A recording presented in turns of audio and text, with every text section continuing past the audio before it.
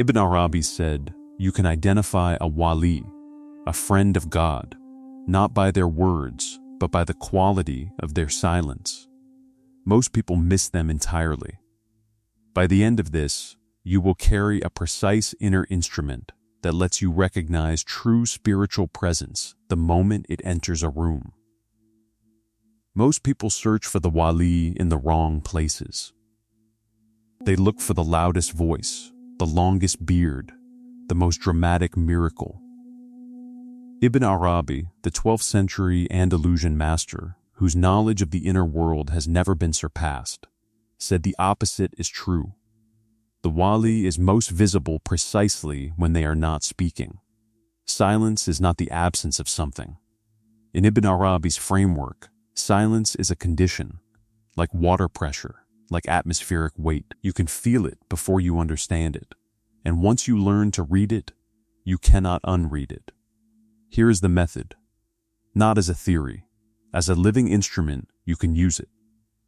Samt al-Waqar, the silence of gravity. This is the first and most foundational sign. Samt al-Waqar means the silence of inner weight, a stillness that has mass to it. When a Wali is quiet, the air in the room changes, not dramatically, not theatrically, subtly, the way barometric pressure drops before rain. Most people's silence is just the absence of talking. They are quiet on the outside, but loudly active on the inside, planning, judging, rehearsing their next sentence. You can feel that restlessness even when no words come out. The body gives it away. The eyes move too much. The hands find small tasks. The posture leans slightly forward, waiting for its turn. The Wali's silence is different. It has no forward lean. It is not waiting for anything. It rests completely in the present moment without needing it to change. Ibn Arabi called this wika, a word that carries the meaning of gravitas, of settled weight, of something that does not need to prove its own existence. The trap most people fall into is mistaking depression for wicker. A person who has given up on life can also sit very still. But depression collapses inward. Waqar expands outward. One shrinks the room. The other enlarges it. The exit, the way you move from ordinary silence to samt al-Waqar, is not effort. It is the slow dissolution of the need to be seen. As long as you still need your silence to be noticed, it is performance. Waqar begins the moment silence becomes genuinely private, even in public. Samt al-Haya, the silence of sacred shame. Haya is one of the most misunderstood words in Islamic spiritual vocabulary. It is usually translated as modesty or shyness. But in Ibn Arabi's use, Haya is something far more precise. It is the silence that comes from standing too close to something holy and knowing you have no right to speak. When a person has genuine Haya, their silence is not social. It is not the silence of someone who does not know what to say. It is the silence of someone who knows exactly what could be said and chooses not to say it because the moment is too sacred for words. You recognize this silence because it makes you feel reverent without knowing why. A person with samt al-Haya walks into a conversation and something in you automatically lowers its own volume. You do not know what happened. You only know that suddenly you are speaking more carefully than you were a moment ago. The trap here is that religious performance can look exactly like Haya from the outside. The person who goes quiet at the name of God in a visible, studied way, that is not Haya. That is theater. Real Haya is unconscious. The person does not know they are doing it. If they know they are doing it, it has already become something else. The difference Ibn Arabi points to is this. Haya produces stillness in others as a byproduct. Performance produces observation in others as its goal. One creates an atmosphere. The other creates an audience. Samt al-Ilm, the silence of knowing. This is the silence that the most dangerous pretenders can almost, but never quite, replicate. Samt al-ilm is the silence of someone who already knows. Not someone who is thinking. Not someone who is searching. Someone who has arrived at an answer and is deciding whether the moment deserves it. You feel this silence as a kind of pressure, like standing next to someone reading a letter that contains information about you. There is knowledge in the air. You can sense it without accessing it. Ibn Arabi wrote that the true Wali carries an interior library that was not built from books. It was built from hal, spiritual states lived through completely, not studied from a distance. Every state a person has genuinely passed through becomes a form of knowing that lives in the body, not the mind. That knowing produces a particular quality of silence, loaded, patient, unhurried. The trap is that intellectual scholars can produce a similar silence. A person who has read everything and forgotten nothing can also sit with quiet confidence. But the silence of book knowledge has a subtle edge to it, a readiness to deploy, a faint anticipation of being asked. The silence of Samt al-ilm has no edge. It does not need to be asked. It is not waiting to perform. It simply is. The exit from intellectual silence into true Samt al-ilm requires something most scholars resist. It requires passing through states that cannot be read about, grief that dismantles you, love that humiliates you, loss that leaves no argument intact. The Wali's knowledge was paid for. That payment shows in the silence. Samt al-muhabba, the silence of love without need. Most love is loud. It announces itself. It seeks confirmation. It asks, even subtly, do you see what I feel? Do you feel what I feel? Even spiritual love, in its early stages, carries this need. The student who loves the teacher desperately wants the teacher to know it. Samt al-muhabba is different. It is the silence of a love that has burned past the need for return. Ibn Arabi described this as the station where the lover stops asking anything of the beloved, including acknowledgement. The love becomes structural, like gravity. It does not announce itself. It simply operates. When you are near someone who carries this silence, you feel unexpectedly safe. Not because they have said anything comforting, not because they have promised anything, but because their attention toward you carries no hidden transaction. They want nothing from you. That kind of wanting nothing is extraordinarily rare. Most people feel it as warmth without a source. The trap is numbness. A person who has simply stopped caring can also appear to want nothing. Emotional shutdown and mahabba can look identical from the outside, but shutdown produces distance. Mahabba produces nearness. Shutdown makes you feel unseen. Mahabba makes you feel more visible than you expected, and more accepted than you deserve. Ibn Arabi's distinction is precise. He said the silence of true love makes the other person feel that they have known for a very long time, even in a first meeting. That recognition is not manufactured. You cannot fake it. If it is there, it is real. If it has to be performed, it is not mahabba. Samt al-fana, the silence of self-erasure. This is the deepest silence. And it is the most difficult to describe because the person you are trying to describe is, in a real sense, no longer entirely present as a separate self. Fana means annihilation, not death, not depression, not dissociation.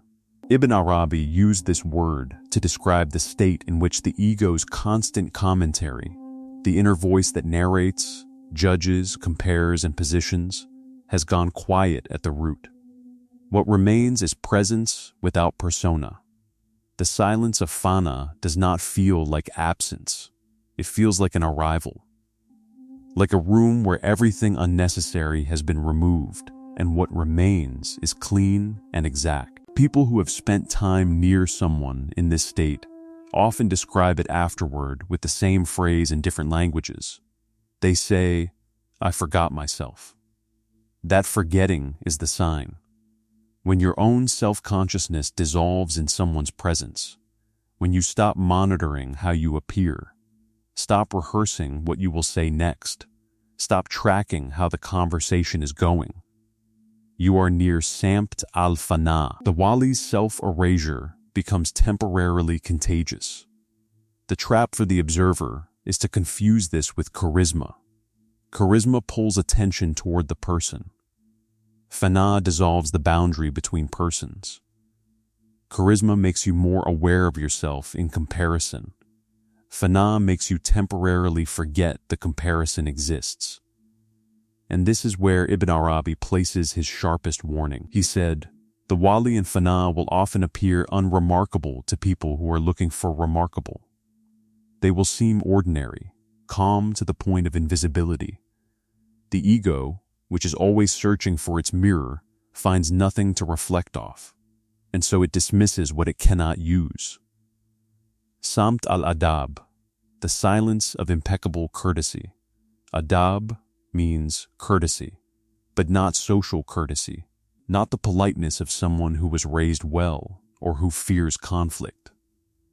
In Ibn Arabi's vocabulary, adab is a cosmic orientation. It is the posture of a soul that knows exactly where it stands in relation to God, to creation, and to every human being in the room. The silence of adab has a particular texture. It never interrupts.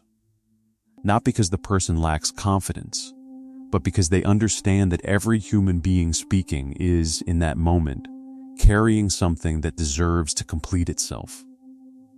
The Wali with samt al-adab listens the way a riverbank holds water, without resistance, without rushing it forward, without redirecting it before it is ready. You recognize this silence because it makes you feel that what you are saying matters more than you thought it did when you started saying it. You arrive at the end of your own sentence, surprised by its depth. That surprise is not yours alone. The listening drew it out of you. The trap is that trained therapists, skilled diplomats, and patient teachers can produce a version of this listening. Professionally cultivated attention can feel, for a while, like samt al-adab. The difference emerges over time. Professional attention has an agenda: healing, resolution, education. Samt al-adab has no agenda. It is not moving you toward anything. It is simply with you, completely, for as long as you need. Ibn Arabi wrote that the Wali's adab toward creation is a direct reflection of their adab toward God. The way they sit with you in silence is the way they sit in prayer. There is no difference between the two postures. One continuous act of courtesy toward the Creator in every created thing. Samt al-tawakkul, the silence of total reliance. Tawakkul means reliance on God, complete reliance. The kind that has no backup plan, no secondary anxiety, no quiet hedge against the possibility that God might not come through. Most people who use this word do not yet live in it. They aspire to it. They practice it on small things. They save their real worry for the large ones. The silence of tawakkul is the silence of someone who has genuinely released the outcome, not someone who has given up caring about outcomes.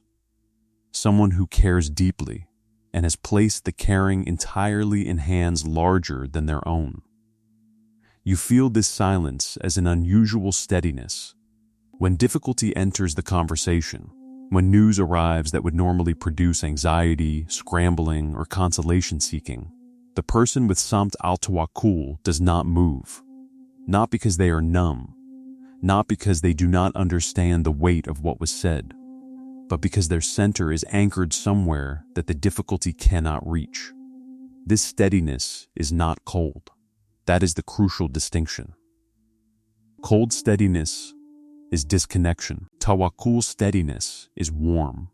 It holds the difficulty with full acknowledgement while remaining unshaken.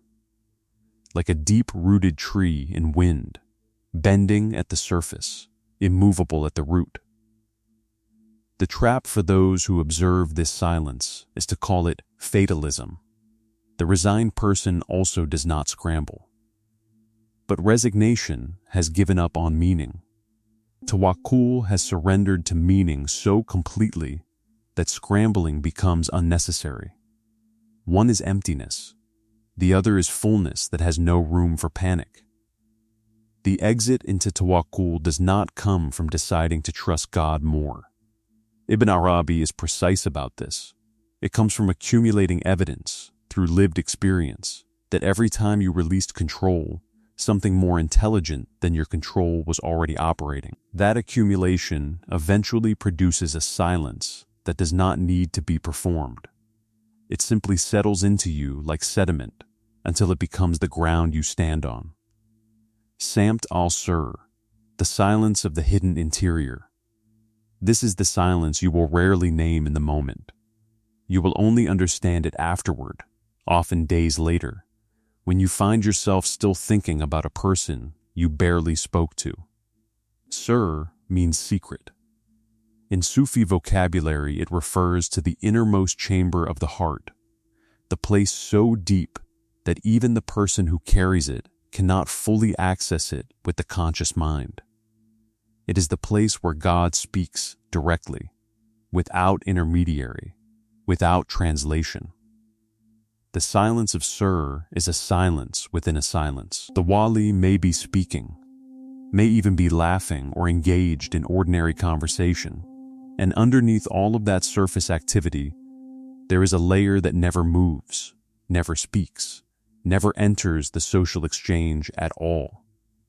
You feel it as a depth behind the eyes, a sense that whatever is happening on the surface is not the whole story, that the real conversation is occurring somewhere you cannot hear. This is the silence that produces what people describe as a lingering presence. You leave the gathering, and the person comes with you, not as a memory of what they said, but as a felt quality that continues to operate in your chest.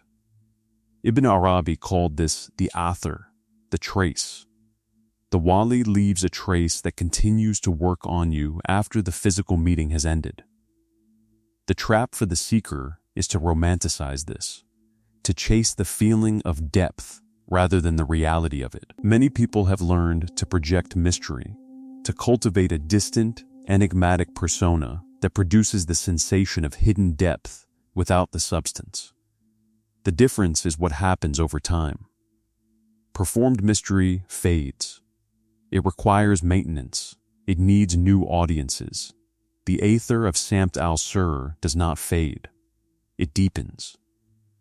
The longer you know the person, the more the depth reveals itself. Never fully, always genuinely. Picture a person you have met, or almost met, who made you feel, without a single dramatic gesture, that something in the room had changed when they arrived. They did not announce themselves. They did not position themselves at the center. They sat where there was space and became still. When they spoke, it was brief. Each word landed with more weight than its size suggested. When they did not speak, you found yourself speaking more carefully, as though their silence had raised the standard of what deserved to be said aloud. You left that meeting carrying something you could not name. Not information, not advice, a quality, a reminder of something you had always known but had stopped living. Days later, you were still quieter than usual, still more deliberate, still reaching, without quite knowing what you were reaching for. That is the Wali Ibn Arabi describes, not a supernatural figure, not a performer of wonders. A human being so thoroughly cleaned of self-interest that their presence alone becomes a form of teaching. Their silence is not empty. It is full of every state they have passed through, every ego demand they have refused, every moment they chose God over the approval of the room. You do not find this person by searching loudly. You find them by becoming quiet enough to notice what is already there.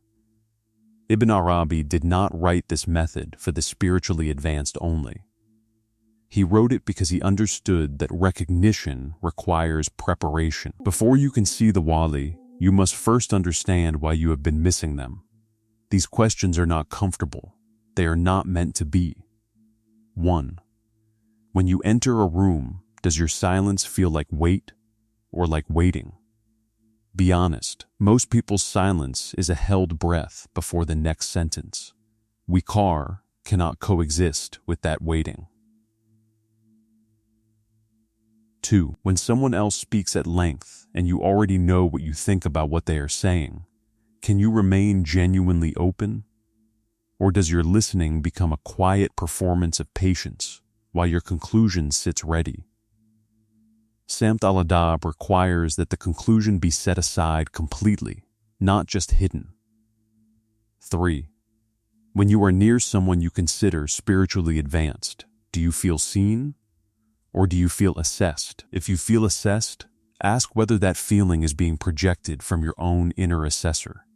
The Wali does not assess. You may be feeling your own gaze reflected back. 4. Think of the last time someone's silence made you uncomfortable. What did you do with that discomfort? Did you fill it with words? Did you perform ease? The inability to rest in another person's silence is a precise measurement of how much you still need silence to mean something about you. 5. When you pray, is there a moment, even one moment, where the inner commentary stops completely? Not where you suppress it, where it simply is not there. Ibn Arabi said that moment is the closest most people ever come to Samt al-Fana in their daily life. If you have never touched that moment, the silence of the Wali will feel alien rather than familiar. 6. After leaving a gathering, do you find yourself replaying what you said, checking it, refining it, wishing you had said something differently? That replay is the ego's quality control department. It is not wrong to have it. But notice how much of your mental life it occupies. The Wali's silence is partly the silence of someone who no longer runs that department. 7. Have you ever been in the presence of someone and felt, without explanation, that you were known? Not understood, known, deeper than understanding. If you have felt that, you have already touched the edge of what Ibn Arabi is describing. That feeling was not imagination, it was recognition, and recognition always works in both directions. Ibn Arabi did not leave his students with maps and no doors. The method for detecting the Wali begins with the same inner work that produces the Wali. You cannot recognize what you have never touched. These 3 practices open the door. The first practice is the 40-breath silence. Tonight, before any other evening activity, sit without a screen, without a book, without any task. Set no timer. Simply sit until 40 complete breaths have passed, counted silently, without rushing. The rule is this: if a thought pulls you away and you lose the count, begin again from 1. Not from where you left off, from 1. This is not meditation in the generic sense. Ibn Arabi's students used this practice specifically to begin distinguishing between the silence of the surface and the silence of the sir, the hidden interior. The surface will be noisy for the first 20 breaths. Let it be noisy. Do not fight it. Simply keep counting. What you are building is not stillness. You are building the ability to remain present inside noise without being consumed by it. That ability is the foundation of every form of silence described in this teaching. The second practice is the 1-hour embargo on first responses. For 1 week, impose this single rule on yourself. When someone says something that produces an immediate reaction in you, agreement, disagreement, emotion, judgment, do not express that reaction for at least 1 hour. You do not suppress it. You hold it. You carry it with you for 60 minutes and then ask, is this still what I feel, or was it a surface movement? Most reactions do not survive the hour. They were weather, not climate. The ones that remain after 60 minutes are worth speaking. Ibn Arabi called the impulse to respond immediately the nafs rushing to secure its position. The 1-hour embargo is not about becoming passive. It is about learning to tell the difference between a response that comes from your center and a reflex that comes from your edge. The third practice is the deliberate seeking of overlooked presence. Once a week, enter a gathering, a family dinner, a Friday prayer, a small social meeting, with one specific intention. Look for the person no one is looking at, not the performer, not the most animated voice, the one who is present but peripheral, the one whose silence is not demanding attention. Sit near them if you can. Do not initiate conversation immediately. Simply be near the quality of their silence and notice what it does to your own interior. You are not looking for a Wali behind every quiet person. You are training your sensitivity, the same sensitivity Ibn Arabi said is the first instrument of recognition. Most people spend their entire lives in gatherings looking only at what is loudest. This practice reverses that habit one gathering at a time. Ibn Arabi wrote the Futuhat al-Makkiyah, his great work on inner knowledge, not as a book for scholars. He wrote it as a map for anyone serious enough to use it. He said the friends of God are never absent from the earth. In every generation, in every city, among every people, they are present. Quietly, continuously, holding something open that would otherwise close. The reason most people never find them is not that they are hidden. It is that the seeker's own noise drowns out the signal. The ego goes looking for a Wali the way it goes looking for everything else, loudly, transactionally, with a list of expected features. And the Wali, who has no interest in being found by the ego, simply remains invisible to it. What this teaching asks of you is not a new search. It asks for a new quality of attention. Slower, quieter, less interested in being impressive and more interested in being accurate. That shift from loud seeking to quiet noticing is not just a method for finding the Wali. It is itself the beginning of becoming someone whose silence carries weight. Every time you choose presence over performance, something in you becomes more legible to the people who can read that language. Every time you hold a reaction for an hour instead of releasing it immediately, you build one more layer of the inner gravity that Ibn Arabi called waqar. Every time you sit near the overlooked person and simply notice, you are training the exact instrument that will one day recognize what most people walk past without seeing. The Wali is not a destination. The Wali is a direction. And the moment you begin moving in that direction, something in the universe, Ibn Arabi believed, begins moving toward you. In the comments, name the silence you recognize most in yourself today.